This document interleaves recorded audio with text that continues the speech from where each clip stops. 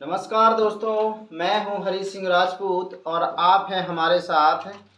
विज्ञान के कार्बनिक यौगिक में हम और कुछ महत्वपूर्ण टर्मों को जानेंगे और उसमें समझने का प्रयास करेंगे। तो आप लोग पूरी चीज़ों को अच्छे से देखें और समझें।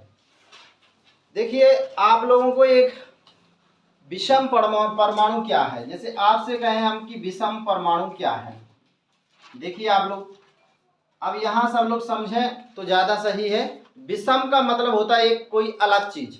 विषम का मतलब क्या होता है? कोई अलग चीज़ क्या होती है? विषम होती है। अगर 10 चीज़ें हैं, अगर 10 चीज़ों में से 9 चीज़ें सफ़ेद रंग की हों, एक उसमें लाल रंग की रखी हुई है, तो वो लाल रंग वाली कैसी हो जाएगी? विषम हो जाएगी।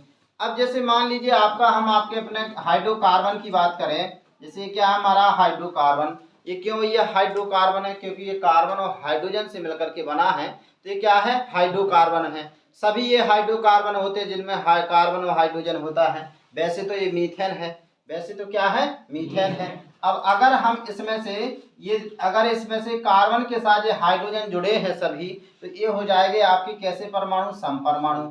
कैसे हो जाएंगे? सम परमाणु। देखिए, एक से का मतलब सम, समान।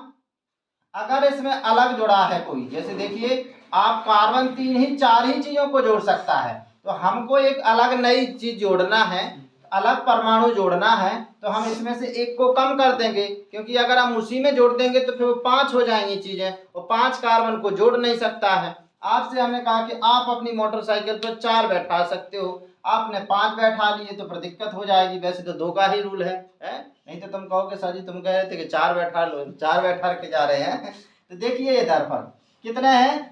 3 ये हैं और एक ये 4 है परमाणु। तो अब हमको ये बताइए इसमें विषम परमाणु कौन हुआ? ये हुआ ना Cl। ये क्या हो गया आपका? विषम परमाणु हो गया। ये क्या हो गया? विषम परमाणु हो गया। अब देखिए, अगर हम बात करें प्राकार्यात्मक समूह क्या है, प्राकार्यात्मक समूह क्या है, तो देखिए प्राकार्यात्मक समूह को, प्राकार्यात्मक समूह, अब देखिए हम देखते हैं कि जब हम अपने कोई भी आपका जो कार्बनिक यौगिक है, कोई भी हमारा कार्बनिक यौगिक है, उसमें हम एक ऐसा डिफरेंट परमाणु समूह जोड़ देते हैं, या परमाणु जोड़ देते हैं, परमाणु समूह जोड़ देते हैं कि जिसके द्वारा उस पूरे हाइड्रोकार्बन के गुण अलग बदल जाए। क्या हो जाए? बदल जाए। तो या बदल जाए या मतलब उसकी क्या हो जाए? मुख्य पहचान हो जाए। क्या हो जाए? वो उसकी मुख्य पहचान हो जाए, या उसको क्या क्या कर दे? उसको विशेषता प्रदान कर दे। क्या कर दे? विशेषता प्रदान कर दे। जैसे देखिए आपका, जैसे आपने क्या कर दिया कि CH3 हो गया और ये इसमें क्या कर दिया? H जोड़ दिया। तो H का OH का मतलब क्या हो गया? एल्कोहल हो गया। क्या हो गया आपका? ये OH का मतलब एल्कोहल। अब आप ना, अब जब भी इस फॉर्मूले को पढ़ोगे तो सबसे पहले आप देखोगे कि इसमें OH है तो एल्कोहल है। आपके यहाँ ये चीज चेंज भी हो जाएगी।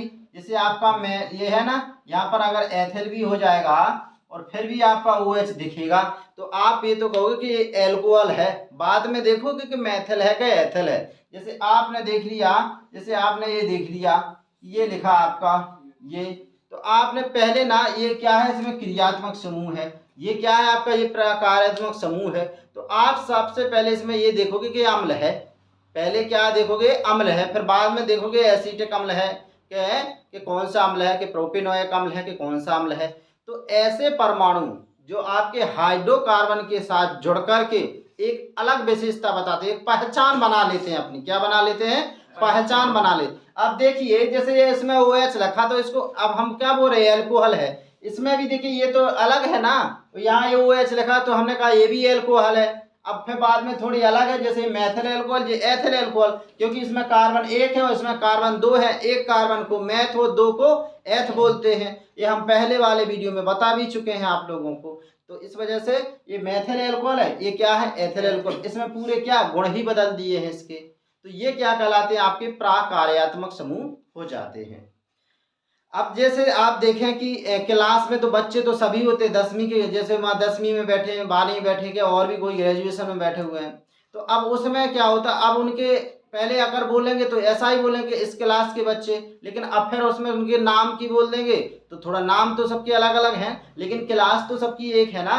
तो ऐसे ये क्या है, एक क्लास वाले होते हैं, ये एल्कोहल क्लास वाले हैं, ये अम्ल क्लास वाले हैं। ठीक है, अगर किसी में हेलोजन जुड़ा हुआ है, जैसे आपका ये हेलोजन समूह जुड़ा हुआ है, हमने एक्स क्यों लिखा हेलोजन को, क्योंकि इसके स्थान पे आप हेलोजन कोई भी कर दीजिए, क्लोरीन, फ्लोरीन, ब्रोमीन, आयोडीन, कोई भी कर लीजिए, क्लोरीन है, ब्रोमीन, आयोडीन है, ये क्या कहलाते हैं, हेलोजन कहलाते हैं। ये हेलोजन क्यों कहलाते हैं, ये हेलोजन इसलिए कहलाते हैं क्योंकि ये वाले जो शब्द पाए जाते हैं ये क्या होते हैं, खारेपन के लिए उत्तरदायी। किसके लिए उत्तरदायी हैं, खारेपन के लिए। और खारापन मतलब काय में होता है, समुद्र के जल में। किसके जल में होता है, समुद्र के जल में होता है। तो वहां पर मतलब जो भी खारापन होता है उसको बोला जाता है हैलाइड बोला जाता है। क्या बोला जाता है, हैलाइड बोला जाता है। इस वजह से मतलब क्या होता है कि इनको हेलोजन बोला जाता है। ये समुद्री जल में पाए जाते हैं ये, इस वजह से इनको क्या बोला जाता है, हेलोजन बोला जाता है। ठीक है ना। और भी देखिए क्रियात्मक समूह है, जैसे हमने क्या बताया इसको एल्कोहल, मतलब इसको क्या ऑल।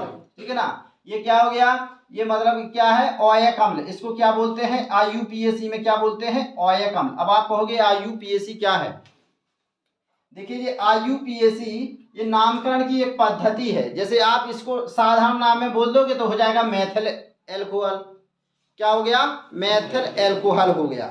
और अगर इसी को आईयूपीएसी में बोलेंगे तो ये हो जाएगा मेथेनॉल, क्योंकि आपका एल्कोहल को ऑल बोला जाता है, एल्डिहाइड को अल बोला जाता है। समझ रहे हैं ना। तो इस तरह से मतलब ये क्या हो जाते हैं, इनके नाम हो जाते हैं। ठीक है, तो ये हो गए। एक और होता है, जैसे आपने अगर किसी के उसमें ये CHO जोड़ा है, ये क्या हो जाएगा, एल्डिहाइड। साधारण में एल्डिहाइड हो जाएगा, आईयूपीएसी में देखेंगे तो अल हो जाएगा। क्या हो जाएगा, अल हो जाएगा। समझ रहे ना। तो जैसे आपने देख लिया CH3CHO, ये क्या हो गया, मैथिल एल्डिहाइड।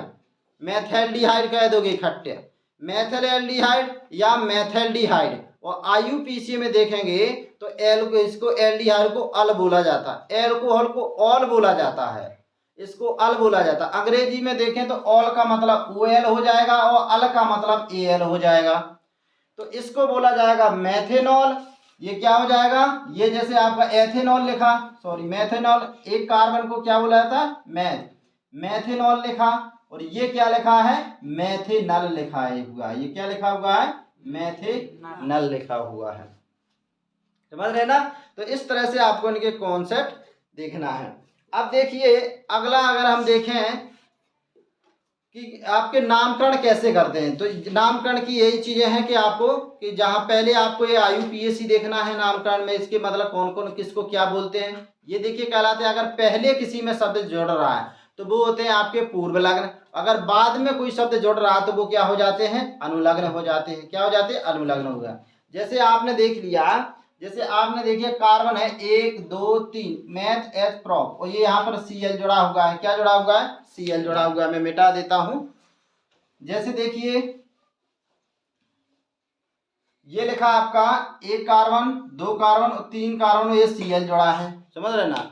तो आपका देखिए मैथ एथ प्रॉप, मैथ एथ प्रॉप 3 कार्बन है ना। अब आप यहाँ पर जोड़ दो अपने हिसाब से H, देख लीजिए सब में 4 बॉन्ड से ज्यादा ना हो, देख लीजिए आप, बीच में आपके 2 ही H आएंगे। और ये 3 देखिए, 3 1 2 3 4 बॉन्ड, 1 2 3 4 बॉन्ड, 1 2 3 4 ही बॉन्ड है सब में। समझ रहे ना। तो ये क्या हो जाएगा, कितने हैं, 1 2 3, तो 3 को क्या बोला जाता है, प्रॉप। तो ये प्रॉप सिंगल बॉन्ड है तो क्या हो जाएगा, प्रोपेन। और ये क्या है, Cl, क्लोरो। क्या है, क्लोरो। समझ रहे ना। वैसे क्या है, क्लोरीन है। समझ रहे ना। जब अपन अनुलग्न में लिखते हैं तो क्या लिखते हैं, इसमें पूर्व लग्न में तो क्या, क्लोरो। तो ये क्या हो गया, क्लोरो। क्या हो गया, क्लोरो। और ये क्या हो गया, प्रोपेन। प्रोपेन क्या हो जाएगा, प्रोपेन। तो आपने पहले जोड़ा इसको के बाद में जोड़ा, पहले तो क्या हो गया, पूर्व लग्न। अगर आपने बाद में जोड़ा, जैसे अगर आपने बाद में जोड़ा, जैसे देखिए आपने क्या कर दिया, जे लिखा CH3OH, ये क्या हो गया, मैथिल। और ये क्या हो गया, एल्कोहल। क्या हो गया, एल्कोहल। अगर हम इसको आईयूपीएसी में देखेंगे तो एल्कोहल को क्या बोला जाता है, ऑल। क्या बोला जाता है, ऑल। तो क्या हो जाएगा, मेथेनॉल। क्या हो जाएगा, मेथेनॉल। ऑल कहाँ लगा, पीछे, तो कहाँ हो जाएगा, अनुलग्न। पूर्व लग्न पहले, अनुलग्न बाद में। ठीक है, तो ये होता है। अब देखिए आप ना देखते हैं कभी कभी ना गैस पर आप बर्तन चढ़ाते हो और उसका बर्तन क्या हो जाता है, जैसे गैस पर आप बर्तन चढ़ाते हो काला नहीं होता है, और अगर आप आग पर चढ़ाते हो तो बर्तन काला हो जाता का ना हो जाता है। ऐसा क्यों होता है कि आप गैस इस पर चढ़ाते हो तो कैसा हो जाता है, काला हो जाता है। देखिए ये इसका पूरा कॉन्सेप्ट होता है। पहली बात तो देखिए दहन किसे कहते हैं, पहले तो यही समझ लीजिए दहन किसे कहते हैं। ठीक है, दहन देखिए कोई भी आपका जो जलाऊ पदार्थ है, कोई भी जलाऊ पदार्थ है, अगर वो क्या होता है उसको क्या में जलाओ, किसी भी ईंधन को ऑक्सीजन की उपस्थिति में जलाना, ईंधन को क्या की उपस्थिति में जलाना, ईंधन की मतलब सीधा है कि अगर कोई जलेगा तो क्या की उपस्थिति में, ऑक्सीजन की उपस्थिति में। तो ऑक्सीजन की उपस्थिति में समझ रहे ना, कोई भी पदार्थ का जलना क्या कहलाएगा, आपका दहन कहलाता है। क्या कहलाता है, दहन कहलाता है। जैसे आप देखिए हम दहन के कुछ एग्जाम्पल दें, जैसे आप ना माचिस की तीली को आप मतलब ऐसे स्थान पर जलाइए जहां ऑक्सीजन ना हो, समझ रहे ना, ऑक्सीजन ना हो तो क्या हो जाएगी, वो जलेगी नहीं। क्या नहीं होगी, जलेगी नहीं। जैसे आपने क्या कर दिया, कार्बन को जला दिया, ये क्या है, कार्बन है, इसको जला दिया तो क्या बनेगा, CO2 गैस निकलेगी, ऊष्मा निकलेगी या प्रकाश निकलेगा। समझ रहे ना, क्या निकलेगी, ऊष्मा और प्रकाश निकलेगा। निकलेगा कि नहीं निकलेगा। ऊष्मा और प्रकाश जानते हो क्या होता है, आप देखते हैं कि जो उजेला है, जैसे आप LED बल्ब देखते हो तो LED में क्या आ रहा है, केवल प्रकाश आ रहा है। आता कि नहीं आता, क्योंकि आपको ना वो गर्म तो नहीं होता, गर्म नहीं होता है। लेकिन आप जैसे देखें ये वाले कांच वाले जो बल्ब आते थे, सूर्या बल्ब, तो वो क्या होते थे, आप उनको 1 मिनट जल जाए फिर छुओ, बहुत गर्म होता था। क्यों, क्योंकि वो ऊष्मा भी साथ में दे रहा है। समझ रहे ना, क्या दे रहा, ऊष्मा। तो जो हमें गर्मी लगती है वो ऊष्मा की वजह से। आप जैसे आग के पास बैठते हो तो उजेला भी आता है, ऊष्मा ज्यादा आती है, आती कि ना आती है, उजेला कम होता है, ऊष्मा उससे ज्यादा आती है। तो ये चीज है। आप इसी तरह से जैसे आप इसको मीथेन को जलाओ, ये आपका मीथेन है, तो इससे भी आपको क्या निकलेगी, CO2 निकलेगी। क्या निकलेगी, CO2 निकलेगी और H2 निकलेगा, और क्या निकलेगा, ऊष्मा और प्रकाश इसमें से भी निकलेगा। ठीक है ना, इससे भी निकलेगा। तो ये आपका क्या है, दहन है। देखिए दहन क्यों है, यहाँ ऑक्सीजन है, ये क्या है, ऑक्सीजन है। तो ऑक्सीजन की उपस्थिति में किसी भी पदार्थ का जलना क्या कहलाता है, दहन कहलाता है। अब आप बताइए इसमें ऐसा कौन सा कॉन्सेप्ट है जो आप समझ ना पाए। तो देखो गैस या कभी कभी बर्तन काले होने का कॉन्सेप्ट ही होता है कि उसका अपूर्ण दहन होता है। क्या होता है, उसका अपूर्ण दहन होता है, जिससे जो पदार्थ होते हैं वो उसका पूर्ण दहन नहीं हो पाता और फिर क्या हो जाता है, वो बर्तन काले करता है। जो वाष्पशील पदार्थ निकलेंगे वो क्या करेंगे, आपको उसको काला करेंगे। आप देखते होंगे कि जैसे गैस सिलेंडर में देखते हैं आप, नीली लो आती है, आती कि नहीं आती। अगर नीली लो और आपकी जो पीली लो है, उसमें से किस में ऊष्मा ज्यादा होती है, नीली और पीली में किस में ज्यादा होती है, तो नीली में ज्यादा होती है। आप देखेंगे आग में भी नीली, लाल और पीली कलर की, मतलब नीली और पीली कलर की आपको उसमें क्या होती, लो होती ही है। तो जो नीली वाली होती है ना, नीली वाली वो निकट में होती है। नीली वाली कहाँ होती है, निकट होती है। तो वो क्या होती है, उसमें ज्यादा एनर्जी होती है। आप गैस स्टोव में देखो नीला आता है, क्यों, उसमें पूर्ण दहन होता है। गैस पर स्टोव पर बर्तन काले क्यों नहीं होते, इसका कॉन्सेप्ट क्या है, क्योंकि उसमें क्या हो रहा है, और आपके जो ईंधन है उसका क्या हो रहा है, पूर्ण दहन हो रहा है। इस वजह से आपके बर्तन काले नहीं हो रहे हैं। ठीक है ना। अब देखिए आप जो कोयला और पेट्रोलियम जलाते हैं, क्या जलाते हैं आप, कोयला और पेट्रोलियम जलाते हैं, तो इसमें से कौन से प्रदूषक निकलते हैं। कोयला जला रहे हैं आप और पेट्रोलियम जला रहे हैं, इसमें से कौन से प्रदूषक आपसे निकलते हैं। तो देखिए इसमें आपको बताएं, इसमें जो ज्यादा जहरीले होते हैं वो नाइट्रोजन की ऑक्साइड होते हैं। क्या होते हैं, नाइट्रोजन की ऑक्साइड होते हैं। सल्फर भी इसमें मात्रा में होती है। क्या होती है, सल्फर भी होते हैं। इसमें लेड के भी ऑक्साइड होते हैं। क्या होते हैं, लेड के ऑक्साइड होते हैं। और CO कार्बन मोनोऑक्साइड भी होती है। तो ये चीजें क्या करती हैं, आपको मतलब पर्यावरण को प्रदूषित करती है। जो आपका वायुयान का ईंधन होता है ना, जेट का, उसमें मतलब नाइट्रोजन ऑक्साइड मतलब बहुत ज्यादा पैमाने पर होती है। तो वो क्या करते हैं, प्रदूषक बहुत ज्यादा होते हैं। ठीक है ना। अब देखिए अगर हम देखें कोयला और पेट्रोलियम का निर्माण कैसे होता है, कोयला और पेट्रोलियम का निर्माण कैसे होता है, तो देखिए कोयला और पेट्रोलियम, देखो कोयला क्या होता है, लकड़ी से बनता है। कैसे बनता है, लकड़ी से बनता है।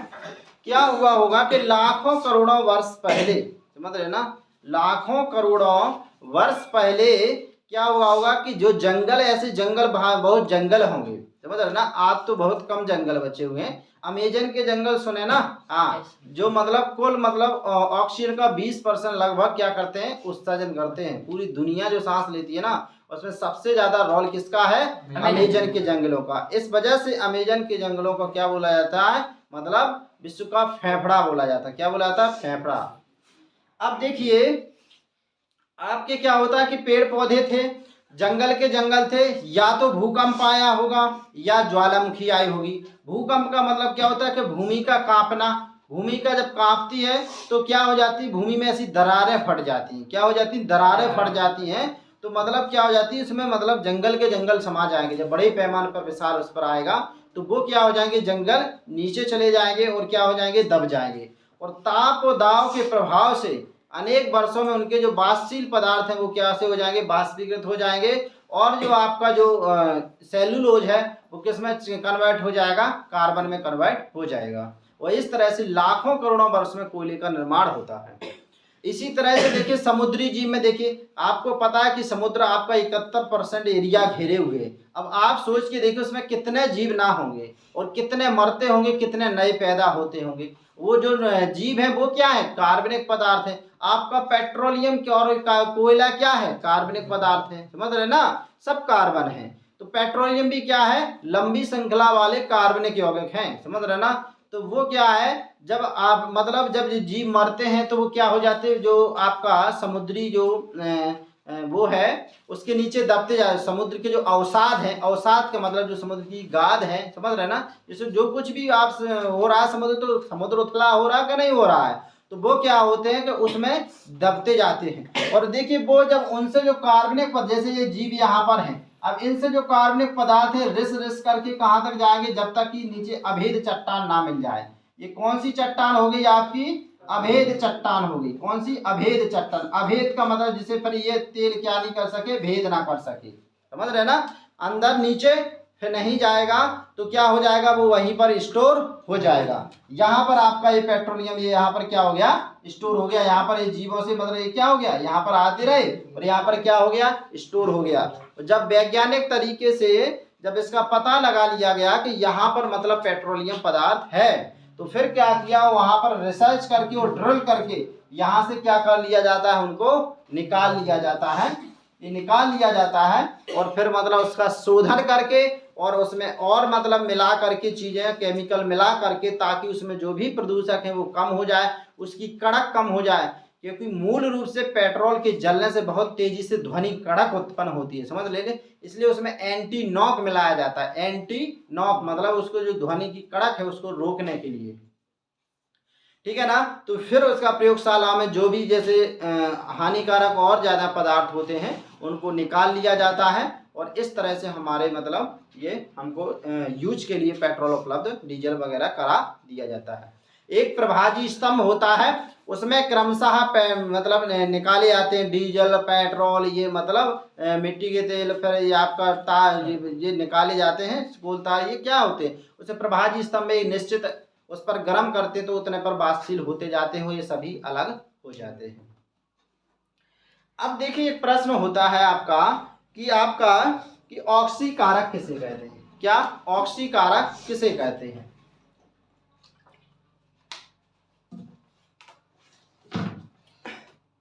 तो देखिए ऐसे कुछ पदार्थ होते हैं जो दूसरे पदार्थों को ऑक्सीजन देने का काम करेंगे।